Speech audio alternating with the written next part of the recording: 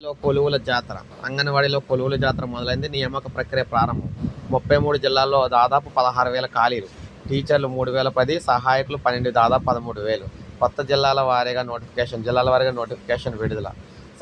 రాష్ట్రంలో అంగన్వాడీ కేంద్రాల్లో కొలువుల భర్తీకి రంగం సిద్ధమైంది. భారీ సంఖ్యలో 16,000 పోస్టులను ప్రభుత్వం భర్తీ చేయనుంది. ఆయా జిల్లాలోని ఐసీడీఎస్ ప్రాజెక్టులో భారీగా ఖాళీలు గుర్తించి శిశు సంక్షేమ శాఖ భర్తీకి నోటిఫికేషన్ జారీ చేస్తుంది. ఇప్పటికే పెద్దపల్లి జిల్లాలో టీచర్ పోస్టులు, మహబూబ్ నగర్లోని 4 ఐసీడీసీ ప్రాజెక్టుల పరిధిలో టీచర్లు, సహాయకులు కలిపి పోస్టులు అయితే జిల్లాల కలెక్టర్లకు సంబంధించి కలెక్టర్లు ఉద్యోగ ప్రకటనలు అయితే విడుదల చేశారు. అన్ని జిల్లాల్లో ఇదే తరహాలో వేరువేరుగా నోటిఫికేషన్లు అయితే రాబోతున్నాయి. కొత్తగా ఇంటర్వ్యూ విధానం అయితే పెట్టారు.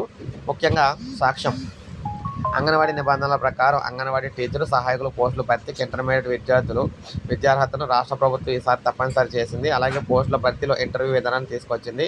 ఈ మేరకు అంగన్వాడీ పోస్టుల భర్తీకి ప్రభుత్వం ఇటీవల అనుమతి ఇచ్చింది. తాజాగా ఎంపిక విధానంలో ఇంటర్వ్యూలకు అనుమతినిస్తూ జీవో 4 కూడా మార్కుల వెయిటేజీ ఆధారంగా చేస్తూ జీవో జారీ చేసింది. ఈ మల్టీ జోన్ 1 పరిధిలోని మొత్తం 20,000 అంగన్వాడీ కేంద్రాల్లో 1,853 టీచర్లు, 7,237 ఏమో సహాయకుల పోస్టులు కలిపి మొత్తంగా 9,800 పోస్టులు ఉన్నాయి. మల్టీ జోన్ 2 పరిధిలో 16,000 చిల్లర అయితే ఉన్నాయన్నమాట.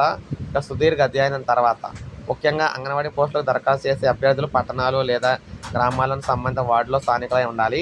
గిరిజన, ఆదివాసీ తండాలు, గూడేలు, ఆవాసాల పోస్టులకు సంబంధించిన ఆవాస ఎస్టీ మహిళలు అర్హులు.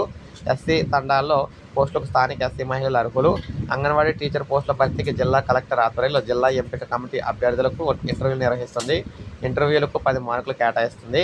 టీచర్లు, సహాయకుల పోస్టులకు దరఖాస్తు చేసేందుకు ఇంటర్మీడియట్ ఉత్తీర్ణులై ఉండాలి.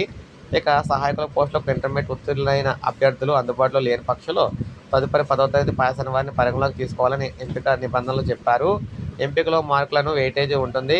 ఇంటర్లో వచ్చిన మార్కులు 70%, వితంతులకు 5%, అనాథలకు 10%, దివ్యాంగులకు 5% వెయిటేజ్ ఉంటుంది. ఇంటర్వ్యూలకు 10 మార్కులు అయితే ఉంటాయన్నమాట.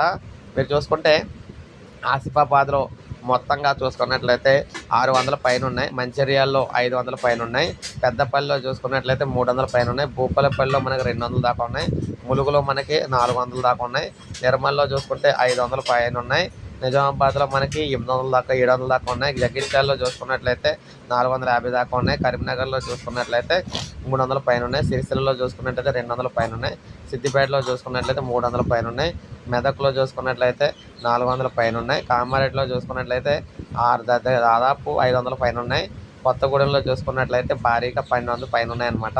ఖమ్మంలో చూసుకున్నట్లయితే దాదాపు 700 దాకా ఉన్నాయి. మహబూబ్ నగర్లో చూసుకున్నట్లయితే దాదాపు 700 దాకా ఉన్నాయి. వరంగల్లో చూసుకున్నట్లయితే 300 పైన ఉన్నాయి. హనుమకొండలో చూసుకున్నట్లయితే 300 పైన ఉన్నాయి. సూర్యాపేటలో కూడా మనకు 400 దగ్గర ఉన్నాయి. నల్గొండలో చూసుకున్నట్లయితే భారీగా 800 దాకా ఉన్నాయి. యాదాద్రి భువనగిరిలో చూసుకుంటే 300 పైన ఉన్నాయి. జనగామలో మనకి 200 పైన ఉన్నాయి. మేడ్చల్లో చూసుకుంటే 300 దాకా ఉన్నాయి.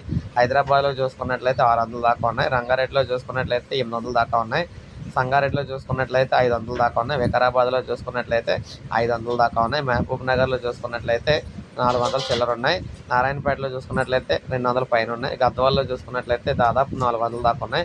వనపర్తిలో చూసుకున్నట్లయితే 250 దాకా ఉన్నాయి. ఇక నాగర్ కర్నూలులో చూసుకున్నట్లయితే దాదాపు 700 దాకా ఉన్నాయన్నమాట.